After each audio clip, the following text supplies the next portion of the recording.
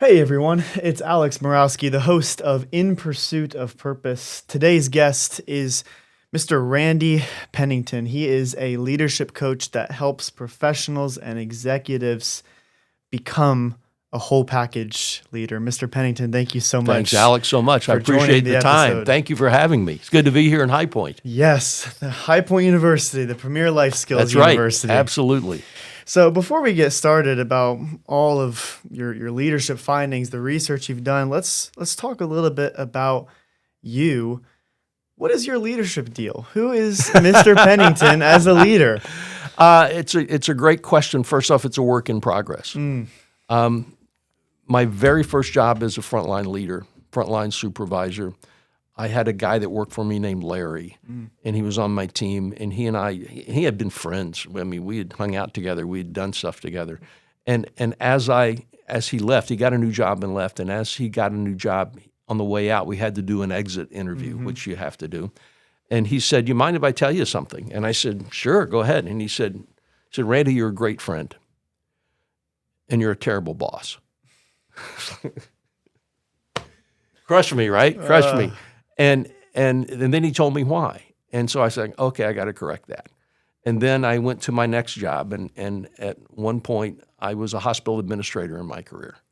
And I had 8 departments reporting directly to me. One of them was a food service department.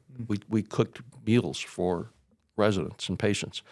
And the food service manager came to me one day and said, "Randy, can I talk to you for a few minutes? You're going to see a pattern here." And I said, "Sure." And he said, "The staff asked me to come over. First off, they love working for you. No one has paid more attention to them than you. You're always there. You're always supportive, and they appreciate it." And he said, "But they sent me with a request, and that sooner or later they would love for you to taste the food."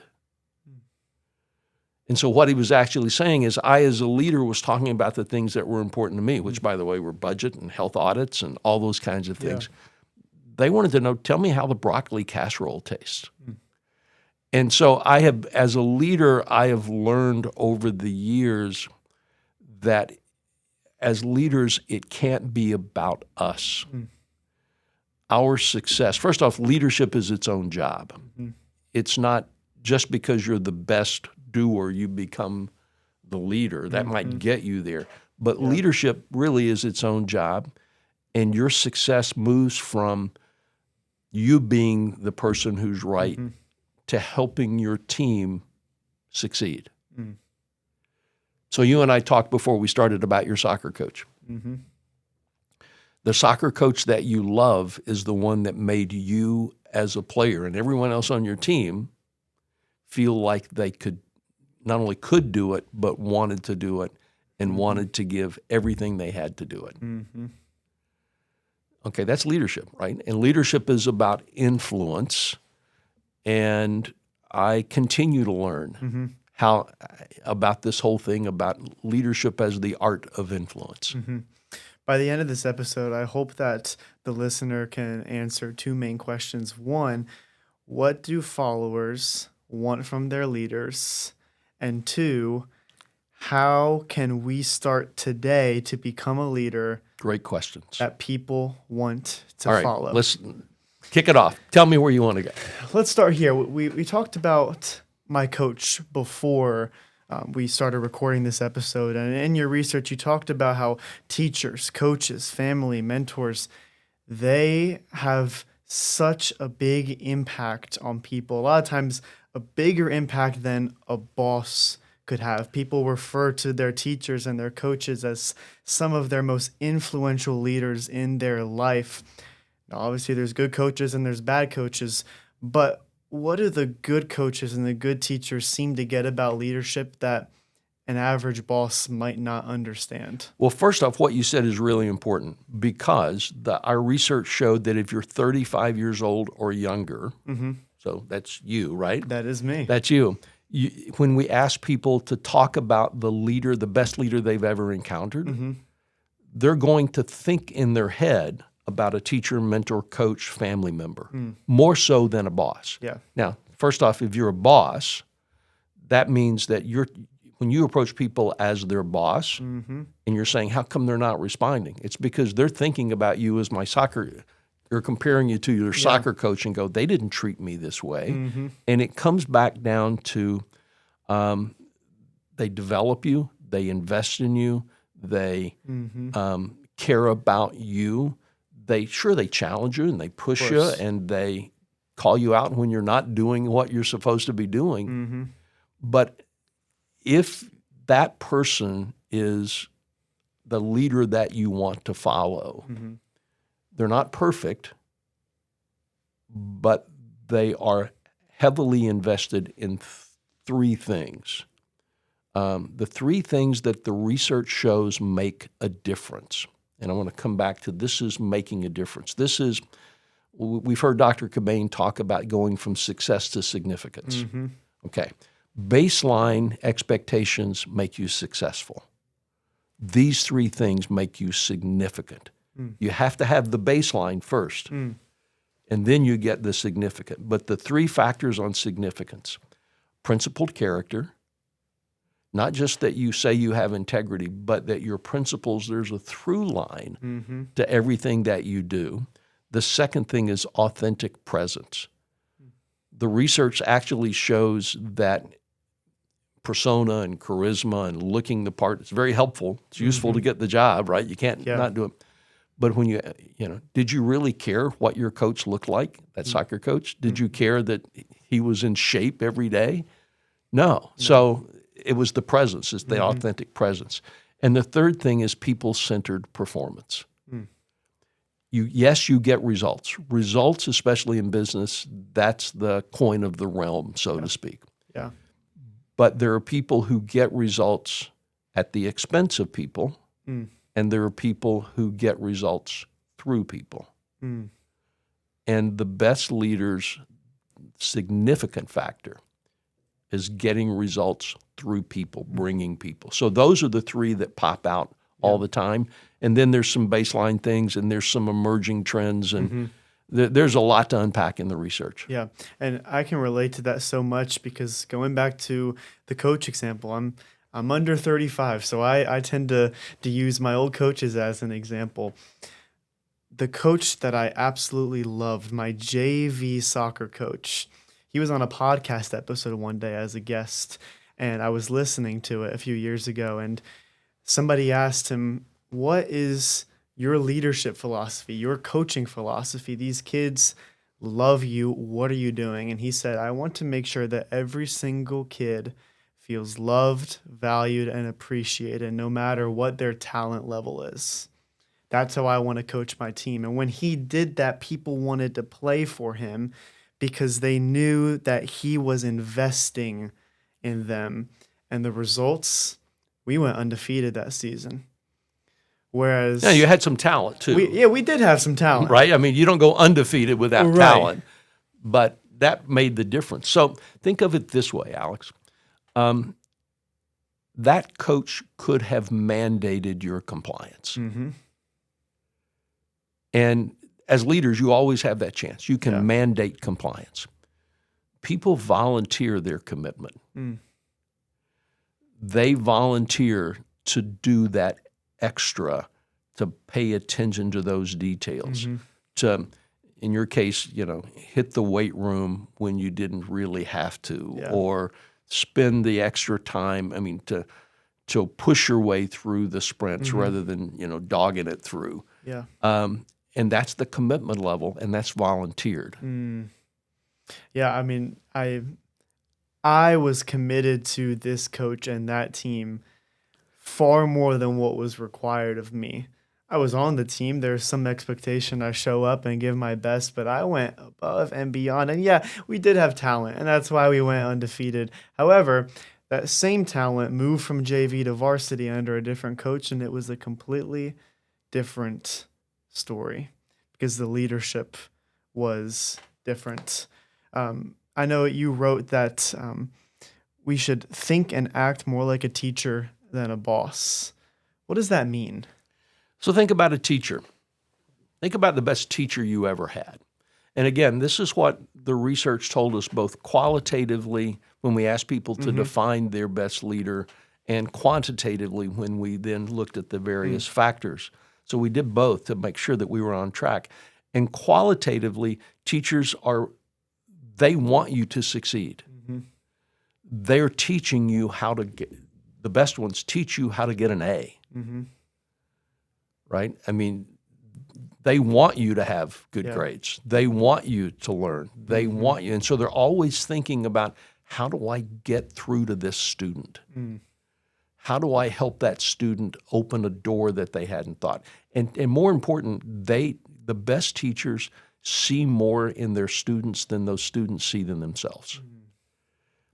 And so when people started talking to us about this, that's what the words they used were, they saw something in me that I didn't see myself. They were constantly encouraging me. They didn't let me get down when I failed. They focused me on how to improve, not just telling me, hey, you did this wrong. And so that there's something about having that teacher mentality, or, there's sort of the coaching model of, there's the old stereotypical, I tell you what to do and yell at you and stuff. That's one type of coaching, but that doesn't really work too much these days. That gets you the compliance. That gets you, but the coaches like yours who were constantly teaching you, helping you understand the game. And more importantly, probably that coach not only helped you explain the game, but helped you see the game so that you understood it yourself. That's equipping you to play bigger and faster than you might have been. So great teachers do that. Let's take a step back and talk about the baseline that you mentioned, and then those three things that make you really stand out, that turn you from ordinary to extraordinary. Right. To start with the baseline, what does the research say are those baseline competencies and skills that make a leader great? Most of the things that we teach in leadership programs and in classes. It's communication skills, it's emotional intelligence, it's strategic thinking, it's functional subject matter expertise, it's execution, it's getting the work done and being good at that piece. That makes you good. By the way, you can have a very long career just doing those, just being good, right? Yeah.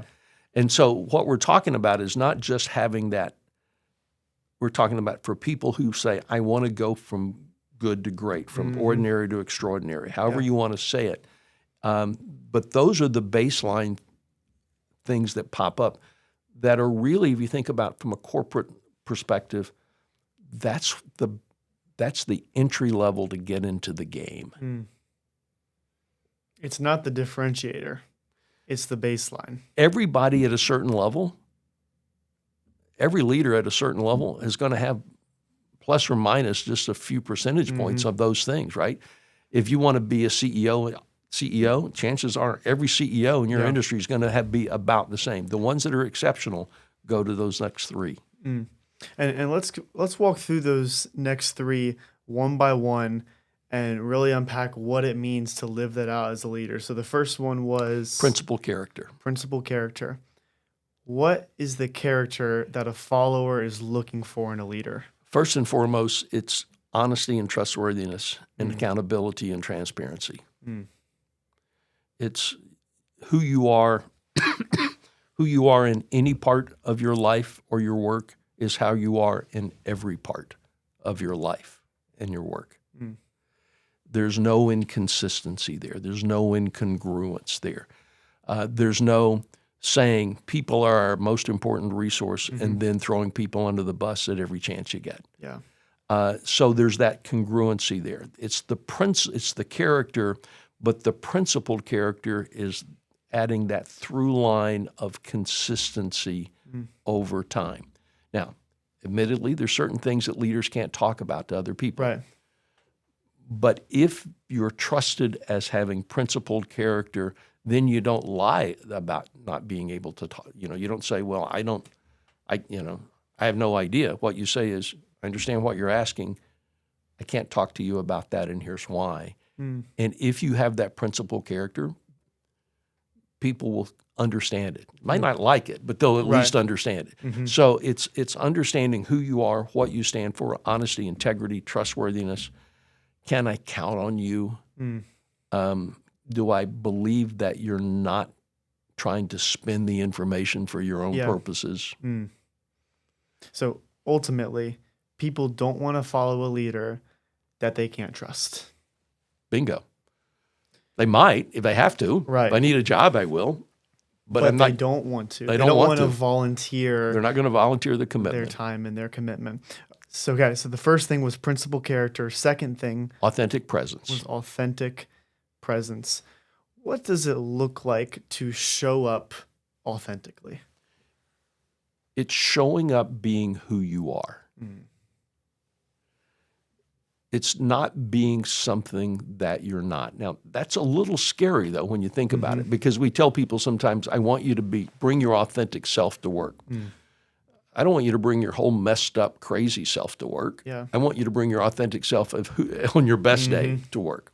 So from a leader standpoint, the authentic presence is connecting with people and having them understand that you really do care about them. One of the things that the research showed is physical, mental, and emotional health is one of the top leadership concerns going forward in the next 10 years. We all talk about it. So authentic presence is to actually show a connection to it. I'll give you a specific example of what it looks like and what it doesn't. Start with what it doesn't. I have a client who's part of the member of their team was involved in an industrial accident and had to be taken to the hospital because he almost lost his hand in an industrial accident. The lack of authentic, and by the way, this is a company that, like every company, said, we believe in safety. Yeah. And yet I was in a meeting where a senior leader said, well, what was he thinking doing that? Didn't he think that didn't he know? I mean, why would he work unsafe? And I kind of went nuts on him because I was like, do you think that guy left home this morning and said, hey, honey, just to let you know, you're going to pick me up from the hospital. I'll have a bandage around my hand 2 weeks before Thanksgiving. Authentic presence stops and first and foremost goes, I'm going to be at that hospital, which no one was until we talked about it. So I'm going to be at the hospital. I'm going to make sure that family knows everything that is going to be taken care of, that we're taking care of that individual. I'm going to make sure that everyone on the team knows that how bad I really feel about this. I'm not going to gloss it over about that. I'm not going to chew people out. It's being, I mean, you know when somebody's being fake, don't you? Yeah. So that's what we're talking about. By the way, part of presence is showing up. The research said they were always there. I could always talk to them. I can always count them. It's like your coach. You could talk to them. Yeah.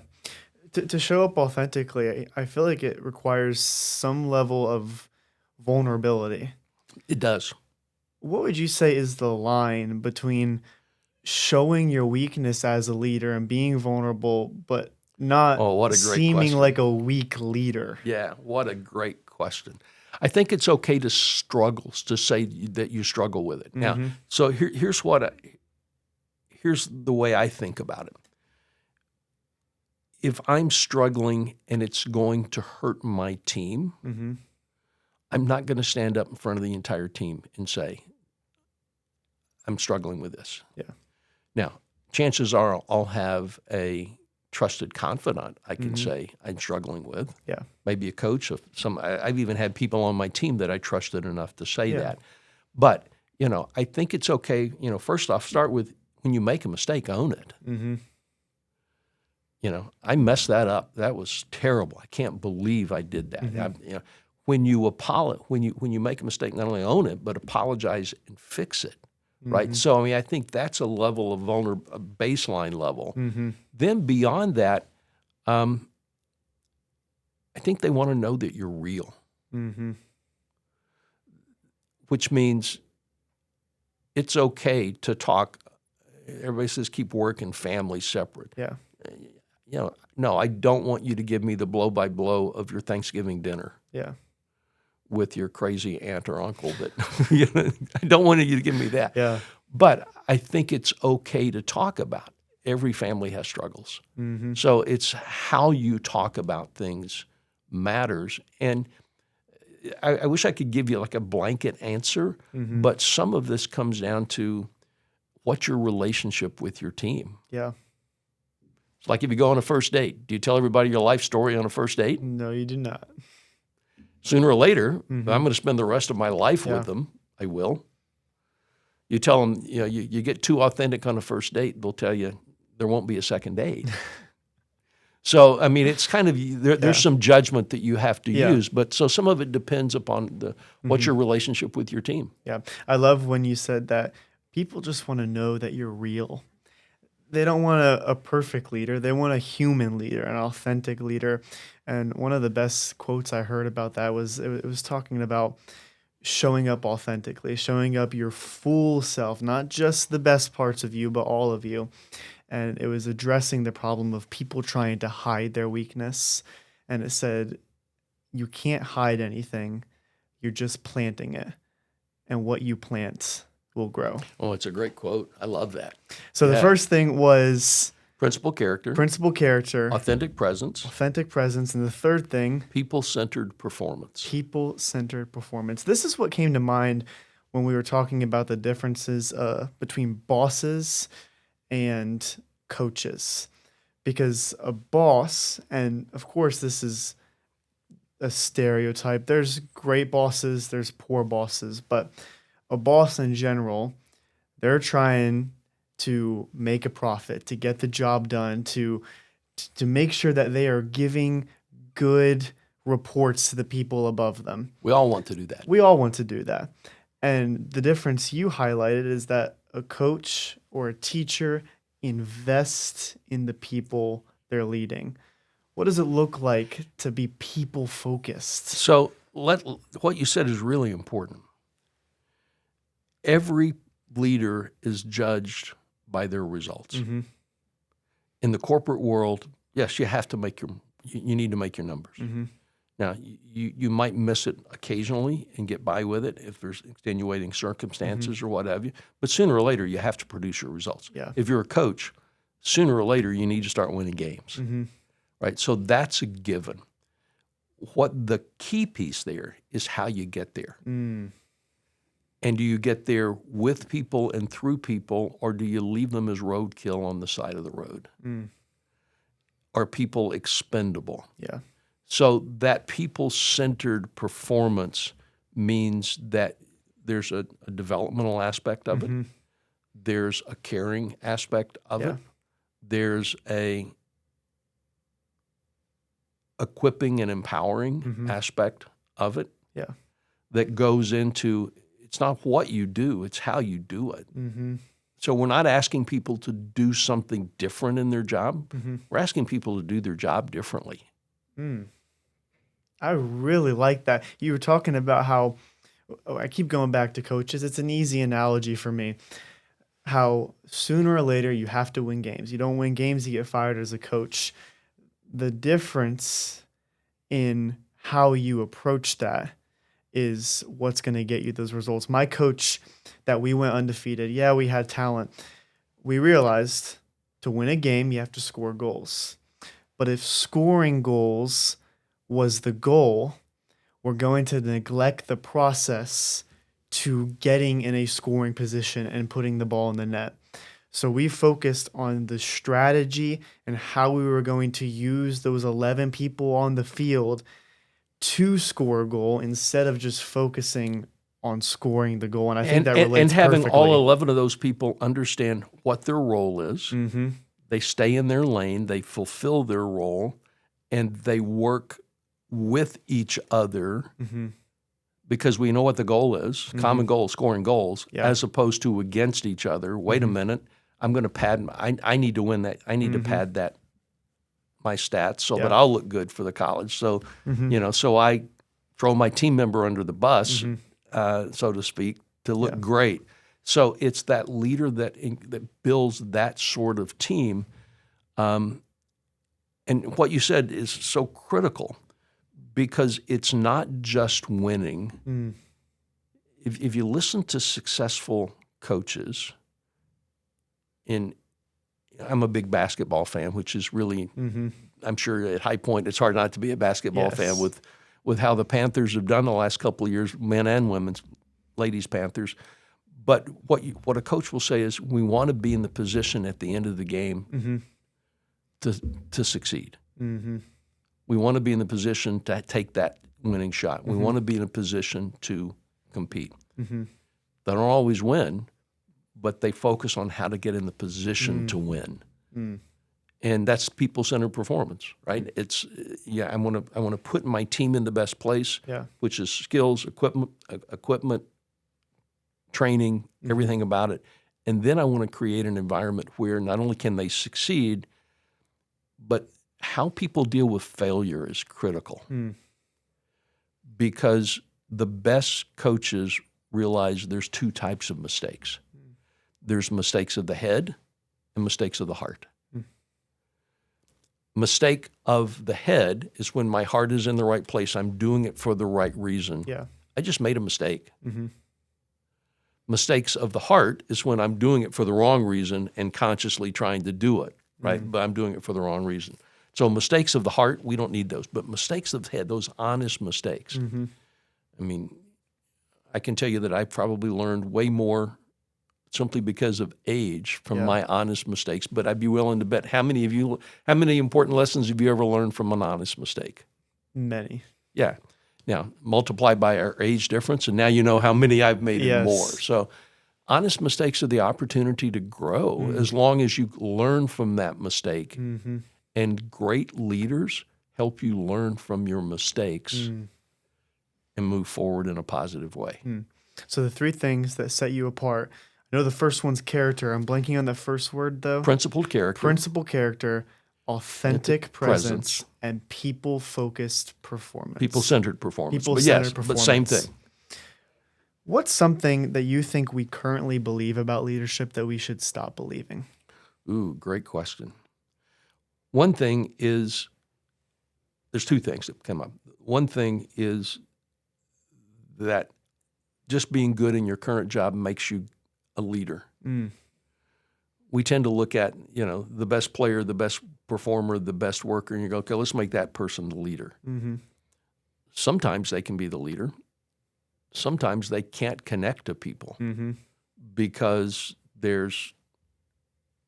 it's a different job, right? I mean, leadership is a different thing. It's just why in basketball, for example, I'm a huge basketball fan. There aren't many Hall of Fame players that make it as coaches.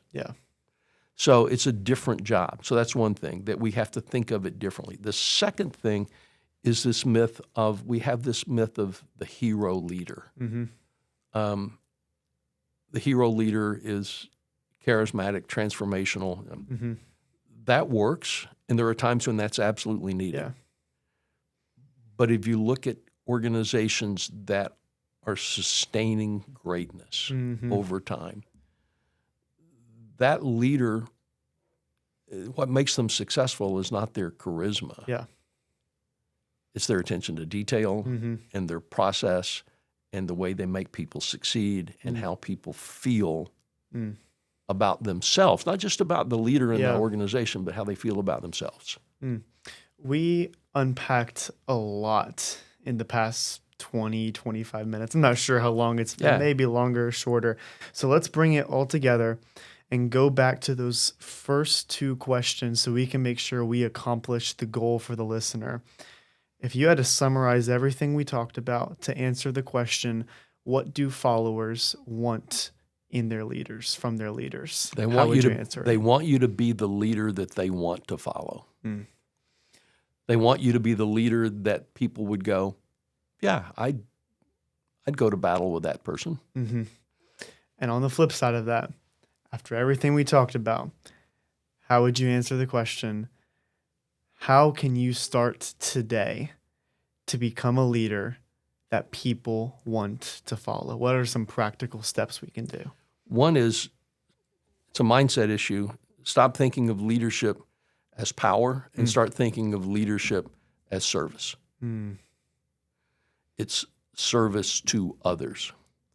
It's service to others in the pursuit of a result. So it's not a power trip. Mm-hmm. It's about influence. The second thing I would tell people to do is get comfortable with understanding there are many different types of influence. Yeah. In our research, we've identified 10 so far, 10 different types of influence that people can have. There are many. Any single type of influence used over time, and that's all you used, it becomes a weakness, not a strength.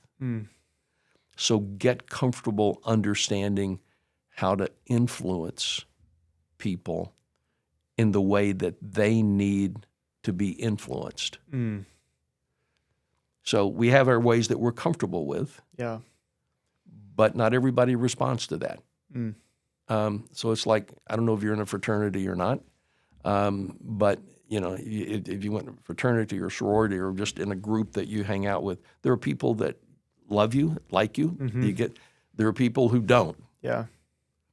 And there are a group of people in the middle that are trying to decide which way. All right. So the ones who love you, love you. The ones who don't, it might be legit or not. Yeah. But the ones in the middle, those are the ones where leaders need to think about, how do I need to influence? What do I need to be as a leader to influence them so they volunteer their commitment? When you talked about how leadership is service, I could not agree more. And to serve somebody, it really requires you to have a deep personal care and love for that person. Last year, I was talking to John Maxwell, and I asked him, "Why do you lead?" And he said, "Because I love people." And he followed that up with saying, "I tell people, as soon as you stop loving people, it's time to leave. Stop leading them." So servant leadership, absolutely. We'll wrap up with this question, and this is a question that I ask every single guest on this podcast. The name of the podcast is In Pursuit of Purpose. So my final question is, without saying what you do, who are you, and what is your purpose? I am a curious, deeply complicated, often flawed individual who wants to figure out how to make things work better. That is powerful. That is powerful. Well, thank you so much for joining It's my pleasure. this episode. Thank you. Great questions. Thank you. In Pursuit of Purpose. And to the listener, if you want to set yourself apart as a leader, you need to start focusing on 3 things, which is character. What kind of character again? Principled character. I don't know why I keep forgetting that word. It took me a long time with it too. Yeah, principled character, authentic presence, and people-centered performance. Have a great day. Thank you.